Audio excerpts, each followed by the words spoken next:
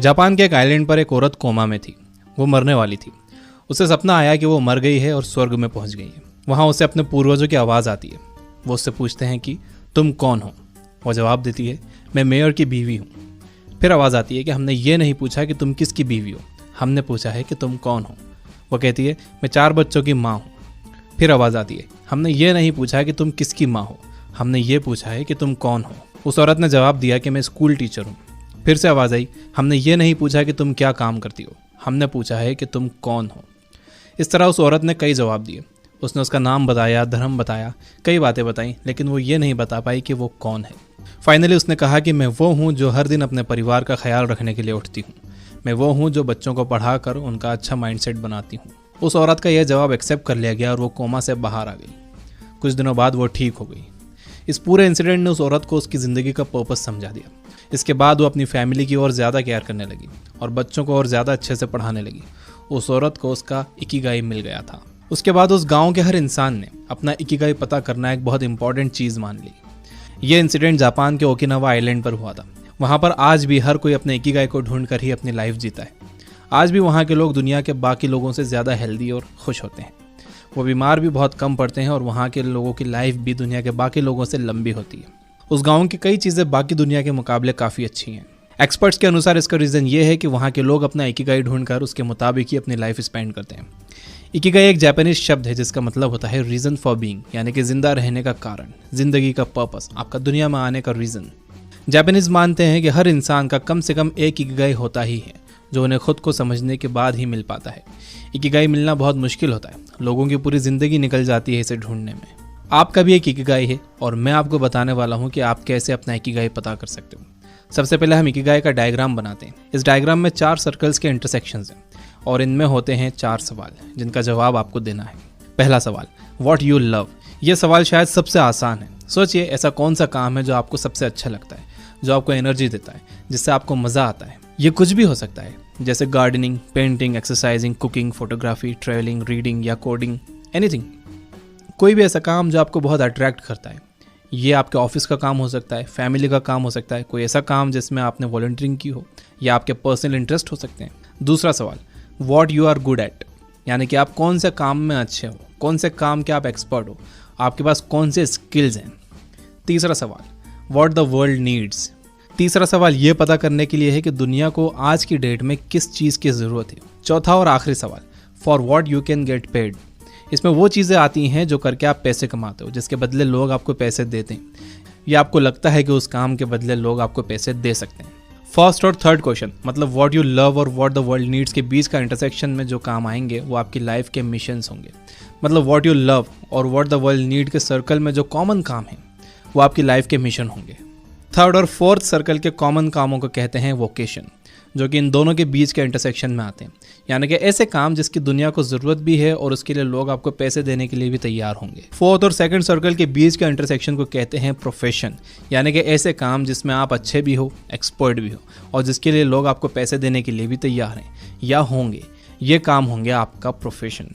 Lastly, first और second circle के intersection को कहते हैं पैशन, यानी कि ऐसे काम जिनमें आप एक्सपर्ट भी हो और आपको उन कामों से प्यार भी है, वो होता है आपका पैशन।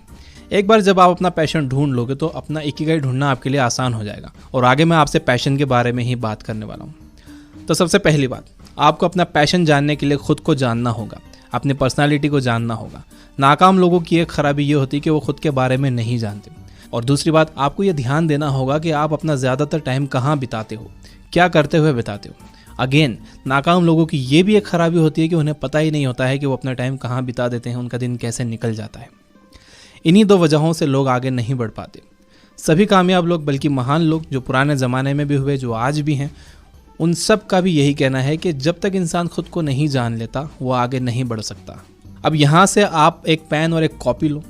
यहाँ पर अब जो मैं आपको बताने वाला हूँ वो आपको लिखना होगा। आप लिखोगे तो आगे वाला पार्ट आप आसानी से समझ सकोगे और ख़ुद को भी आसानी से समझ सकोगे। और जो आप सीख रहे हो वो लिखना एक अच्छी आदत है, कामयाब लोगों की आदत है। पैशन ना मिल पाने का सबसे बड़ा रीज़न ये है कि लोग उन कामों में अपना ज़्यादातर समय लगा देते हैं जिन्हें ना तो वो पसंद करते हैं और ना ही वो उन कामों में अच्छे होते हैं। तो यही देखने के लिए कि आप अपना समय कहाँ लगा रहे हो, हम एक एक्सरसाइज करेंगे। सो आई होप कि आपके पास पेन और पेपर रेडी है। तो सबसे पहले आप एक बड़ा स्क्वायर बनाओ और उस स्क्वायर को 4 स्क्वायर्स में डिवाइड करो। पहले स्क्वायर में ऊपर लिखो, ये काम मुझे पसंद है और इनका मैं एक्सपर्ट भी हूँ। इस स्क्वायर में आप वो सारी चीज़ें लिखो जिन्हें करना आपको बहुत अच्छा लगता है और आप इन कामों के एक्सपर्ट हो। फॉर एग्जाम्पल हो सकता है कि आपको फोटोग्राफी करना पसंद हो या कुकिंग करना पसंद हो, कोडिंग या पेंटिंग करना पसंद हो और आप इनमें एक्सपर्ट भी हो। तो ऐसी चीज़ें जिनमें आप बहुत अच्छे हो और आपको करने में वो मज़ा आता है, इस स्क्वायर में लिख दो। दूसरे स्क्वायर में ऊपर लिखो, ये काम मुझे पसंद है लेकिन मुझे अच्छे से करना नहीं आते। यानी कि ऐसे काम जिन्हें आप बहुत पसंद करते हो लेकिन वो आपको करना नहीं आते हैं तो अच्छी तरह नहीं आते, लेकिन आपका दिल बहुत करता है वो काम करने के लिए। हो सकता है कि आपको कोडिंग अट्रैक्ट करती हो लेकिन आप उसमें अच्छे नहीं हो सकता है कि आपको इंटीरियर डिजाइनिंग पसंद हो लेकिन आप उसमें अच्छे नहीं हो सकता है कि आप एक पब्लिक स्पीकर बनना चाहते हो। तीसरे स्क्वायर में ऊपर लिखो, ये काम मुझे पसंद नहीं है लेकिन ये मुझे करना आते हैं। यानी कि ऐसी चीज़ है जो आपको पसंद नहीं है लेकिन मजबूरी में करना पड़ती है। जैसे कि हो सकता है कि आपको कोडिंग करना पसंद नहीं है लेकिन आप कोडिंग में अच्छे हो और वो आपको एज ए जॉब करना पड़ती है। तो ऐसी चीज़ें सोच कर लिख दो जो आपको पसंद नहीं है लेकिन फिर भी आपको करना पड़ती हैं। चौथे स्क्वायर में ऊपर लिखो, ये काम मुझे पसंद भी नहीं है और ये मुझे अच्छे से करना आते भी नहीं है। यानी कि ऐसी चीज़ें जो आपको पसंद भी नहीं है और आप उसके एक्सपर्ट भी नहीं हो, आपको वो करना भी नहीं आती है, फिर भी आपको ये करना पड़ती है मजबूरी में। जैसे कि आपको अपना रूम साफ़ करना पड़ता है। हो सकता है कि आपको रूम साफ़ करना पसंद ना हो और ये आपको आता भी ना हो। तो इन चारों स्क्वायर्स में आराम से सोच कर अपने जवाब लिखो, कोई जल्दी नहीं। आप ये वीडियो पॉज कर सकते हो। जब आप ये लिख लो तो देखो कि आप अपना ज़्यादातर समय कौन से काम करते हुए बिताते हो। कितना समय आप वो काम करते हो जिसमें आप अच्छे भी हो और वो आपको पसंद भी है। कितना समय आप वो काम करते हो जो आपको पसंद नहीं है।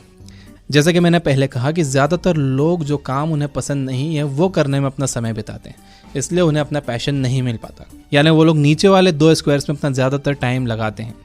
आपको अपना पैशन ढूंढना है तो आपको ऊपर वाले 2 स्क्वायर्स वाले कामों को करने में ज़्यादा टाइम देना होगा। बिना अपनी करंट जॉब को छोड़े हुए आपको ये कोशिश करनी होगी कि आप ऊपर वाले स्क्वायर्स में दिए गए कामों को करने के लिए टाइम निकालो। अब देखो, लॉकडाउन में आपके पास टाइम ही टाइम है। पहले तो बहाना होता था कि मेरे पास टाइम नहीं है। स्टिल अगर आपको लग रहा है कि टाइम नहीं है तो मैं आपको बता दूं, अगर आप टीवी, न्यूज़, सीरियल्स देखना थोड़ा कम कर दोगे तो आपके पास काफ़ी टाइम बच जाएगा। अब हो सकता है कि आपने ऊपर के 2 स्क्वायर्स में कई काम लिखे हों। आपको उन कामों में से सिर्फ उस पर फोकस करना चाहिए जिसको आप ज़्यादा एंजॉय करते हो, जिसको आप बहुत ज़्यादा पसंद करते हो और जिससे आप आगे चलकर पैसे भी कमा सकते हो और वो काम करके कोई ऑलरेडी बहुत पैसे कमा रहा भी हो। फिर आपको उस काम पर और उस आदमी पर रिसर्च करनी चाहिए कि वो आखिर में ये सब कैसे कर रहा है और आपको भी वैसा ही करना चाहिए। अब जैसे कि मैंने पहले कहा कि अपना पैशन पता करने के लिए आपको खुद को जानना बहुत ज़रूरी है। तो सेकंड एक्सरसाइज जो मैं आपको करवाने वाला हूँ वो एक पर्सनालिटी टेस्ट है। इसे करने के बाद आप खुद को बेहतर तरीके से जान सकोगे। ये एक बहुत फेमस पर्सनालिटी टेस्ट है। इसे कहते हैं डिस्क टेस्ट, DISC। ये पर्सनालिटी टेस्ट बेस्ड है 2 बेसिक ऑब्जर्वेशंस पर। पहला ये कि आप आउटगोइंग हो या आप रिजर्व्ड हो, यानी कि आप बाहर जाना, लोगों से मिलना जुलना ज़्यादा पसंद करते हो या आप घर में रहना पसंद करते हो, बस कुछ खास लोगों के साथ ही टाइम बिताना पसंद करते हो। आउटगोइंग लोग किसी को भी जल्दी से अपना दोस्त बना लेते हैं। ये लोग हमेशा कहीं बाहर जाने के लिए तैयार रहते हैं, बल्कि यही लोग बाहर जाने के प्लान्स बनाने वाले होते हैं और दूसरे लोगों को भी ये अपने साथ शामिल कर लेते हैं। रिजर्व लोग घर में रहना पसंद करते हैं। अगर आपको इन्हें कहीं घूमने ले जाना है तो ये बहुत मुश्किल से मानते हैं। ये बस इनके कुछ खास लोगों के साथ ही अपना समय बिताते हैं और अपनी फीलिंग्स सिर्फ उन्हीं के साथ शेयर करते हैं। डिस्क पर्सनालिटी टेस्ट का दूसरा ऑब्जर्वेशन है कि आप पीपल ओरिएंटेड हो या टास्क ओरिएंटेड। पीपल ओरिएंटेड लोग दूसरों के बारे में ज़्यादा सोचते हैं, दूसरों की केयर ज़्यादा करते हैं। फॉर एग्जाम्पल, अगर एक कंपनी का बॉस पीपल ओरिएंटेड है तो वो ये सोचेगा कि उसके एम्प्लॉयज़ आराम से काम कर पा रहे हैं कि नहीं, उन्हें कोई परेशानी तो नहीं है, किसी चीज़ की कोई कमी तो नहीं है। टास्क ओरिएंटेड लोग टास्क के बारे में ज़्यादा सोचते हैं, वो टास्क की केयर ज़्यादा करते हैं। एक टास्क ओरिएंटेड बॉस ये सोचता है कि काम अच्छे से हो रहा है या नहीं, काम पूरा हो रहा है या नहीं, काम की सही क्वालिटी है या नहीं, काम समय पर हो रहा है या नहीं। इसमें आप कुछ भी सही या गलत मानकर मत बैठना। इसमें कुछ भी सही या गलत नहीं है, ये बस अलग अलग टाइप के बिहेवियर है। तो आप खुद को एक ऑनेस्ट जवाब दो कि आपका बिहेवियर इनमें से कौन सा है। खुद को जज मत करना, ये मत मान लेना कि आप जो जवाब दोगे वो फाइनल होगा। इस टेस्ट से आप बस खुद के बारे में और अच्छे से जान सकोगे, इसलिए ऑनेस्टली खुद को इसका जवाब दो। इन 2 सवालों के जवाब से पर्सनालिटी के 4 टाइप्स निकल कर आते हैं, DISC। अगर आप आउटगोइंग हो और टास्क ओरिएंटेड हो तो आपका पर्सनालिटी टाइप है D, यानी कि डोमिनेटिंग। डोमिनेटिंग लोग टाइम पर काम करते हैं और करवाते हैं, टास्क कंप्लीट करते हैं। एक बार ये जो काम अपने हाथ में ले लेते हैं तो उसे कंप्लीट ज़रूर करते हैं, बीच में नहीं छोड़ते।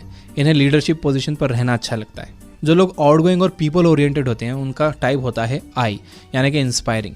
ये लोग दूसरों को इंस्पायर करते हैं अपने कामों से, अपनी बातों से, और ये लोग ज़्यादा बातें करने वाले होते हैं। ये लोग आइडियाज़ पर बात करते हैं, ये लोग भाव-ताव करने में अच्छे होते हैं, ये हमेशा दूसरों की मदद करने के लिए तैयार होते हैं, ये पॉजिटिव एटीट्यूड वाले होते हैं। जो लोग रिजर्व और पीपल ओरिएंटेड होते हैं उनका टाइप होता है एस, यानी कि सपोर्टिव। ये लोग सबको साथ में लेकर चलते हैं। इन लोगों को मिलकर काम करना अच्छा लगता है। ये लोग हम्बल होते हैं। ये लोग सेंसिटिव और स्लो भी हो सकते हैं। जो लोग रिजर्व और टास्क ओरिएंटेड होते हैं उनका टाइप होता है सी, यानी कि कॉशियस।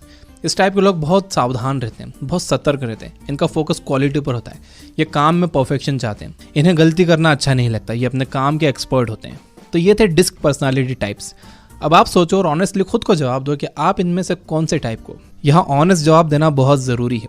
हर इंसान में ये चारों क्वालिटी थोड़ी थोड़ी होती हैं, लेकिन किसी में कुछ ज़्यादा होती है, कुछ कम होती है।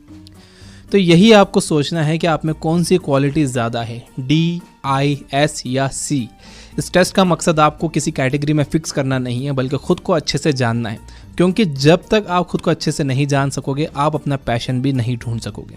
अब आपको करना यह है कि जैसा आपका पर्सनालिटी टाइप है, उसके हिसाब से आपको काम करना चाहिए। फॉर एग्जाम्पल, अगर आपका पर्सनालिटी टाइप सी है, यानी कि रिजर्व एंड टास्क ओरिएंटेड, और पहले जो मैंने स्क्वायर्स बनाए थे उसमें ऊपर वाले स्क्वायर में आपने लिखा है पब्लिक स्पीकिंग एंड कोडिंग, तो आपको कोडिंग पर ज़्यादा फोकस करना चाहिए, क्योंकि कोडिंग आपकी पर्सनालिटी से ज़्यादा मैच करती है। ये मैंने बस एक एग्जांपल दिया है। इसके हिसाब से आप अब ये पता कर सकते हो कि आपको कौन से काम को ज़्यादा टाइम देना चाहिए। ये बात याद रखो कि नाकाम लोग अपना ज़्यादातर टाइम उन कामों में लगाते हैं जिनमें वो अच्छे नहीं हैं और जिसे वो एंजॉय भी नहीं करते, जबकि कामयाब लोग अपना ज़्यादातर समय उन कामों में लगाते हैं जिनमें वो बहुत अच्छे हैं और जिसे वो एंजॉय भी करते हैं। तो आपको अपना पैशन ढूंढने का मैंने एक बहुत ही बढ़िया तरीका बताया। अब ये आपके ऊपर डिपेंड करता है कि इसका इस्तेमाल आप करते हो या नहीं। पैशन ढूंढना क्यों ज़रूरी है, इस पर आप अगर एक मोटिवेशनल वीडियो देखना चाहते हो तो मैंने नेवर क्विट चैनल का वीडियो का लिंक डिस्क्रिप्शन में दे रखा है और एंड स्क्रीन पर भी दिया है, वो आप ज़रूर देखिए।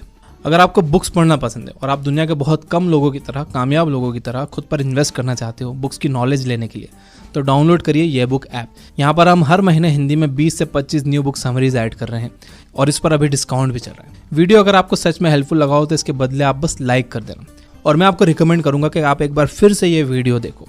Finally, you guys are amazing. Keep reading, keep learning, keep growing.